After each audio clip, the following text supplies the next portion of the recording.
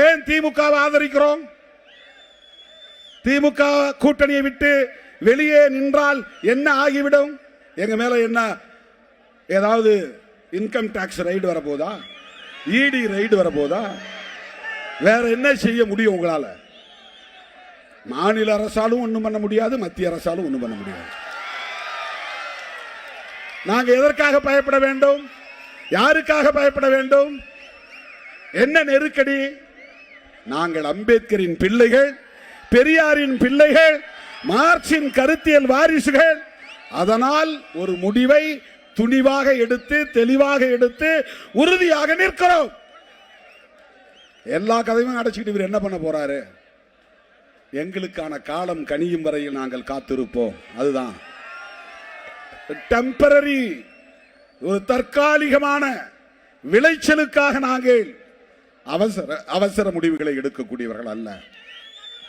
நான் சொல்லுவேன்,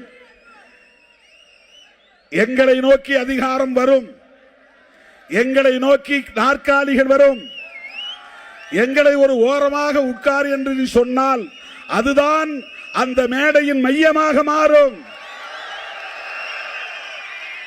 எங்களை இறங்கி போய் ஒரு ஓரத்திலே நில் என்று சொன்னால் நாங்கள் நிற்கிற இடமே அந்த அவையின் மையமாக மாறும். எங்களை ஓரங்கட்ட பார்த்தாலும் ஒதுக்க பார்த்தாலும் நாங்களே மையம் என்பதை நிறுவுவோம். இதுதான் எங்கள் அரசியல். அருமை தோழர்களே, திராவிட முன்னேற்ற கழகத்தோடு நாம் கொண்டிருக்கிற உறவு என்பது கொள்கை உறவு. இடங்களை பற்றி பேச்சுவார்த்தையில் முடிவு செய்து கொள்வோம், அது வேறு. ஆனால்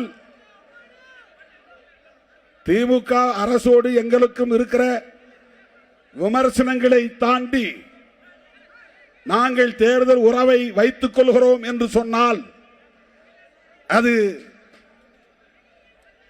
தொலைநோக்கு பார்வையுடன் கூடிய ஒரு கொள்கை முடிவு, அவ்வளவுதான்.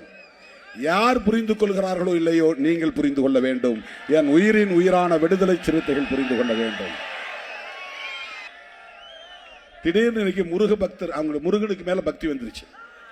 அங்க போனா ராமர் பக்தர், பீகார் போனா கிருஷ்ண பக்தர், மகாராஷ்டிரா போனா விநாயகர் பக்தர், மேற்கு வங்கம் போனா காளி பக்தர், தமிழ்நாட்டுக்கு வந்தா முருக பக்தர், கேரளாவுக்கு போனா ஐயப்ப பக்தர்.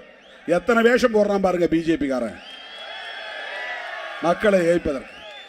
என்னைக்காவது அடிப்படை உரிமை கேட்டு போராடி இருக்கிறானா? குடிநீர் வசதி கேட்டு போராடி இருக்கிறானா?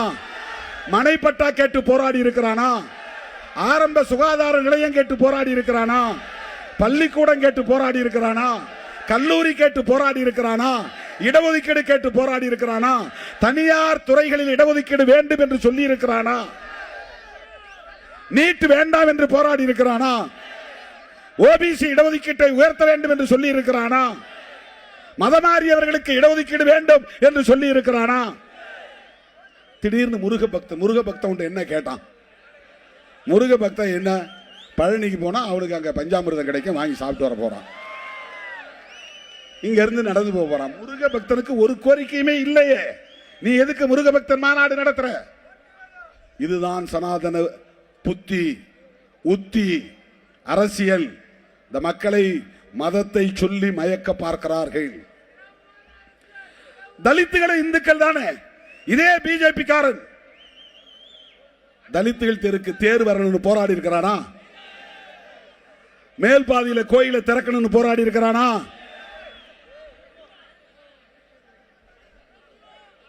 சாதிய வன்கொடுமைகள் கூடாது என்று போராடி இருக்கிறானா? சேரிகளை கொளுத்தும் போது கண்டித்திருக்கிறானா? பிளே ஸ்டோர் மற்றும் ஆப் ஸ்டோரில் இருந்து பாலிமர் செயலியை QR கோடு மூலம் பதிவிறக்கம் செய்யுங்கள். செய்திகளை உடனுக்குடன் பெறுங்கள்.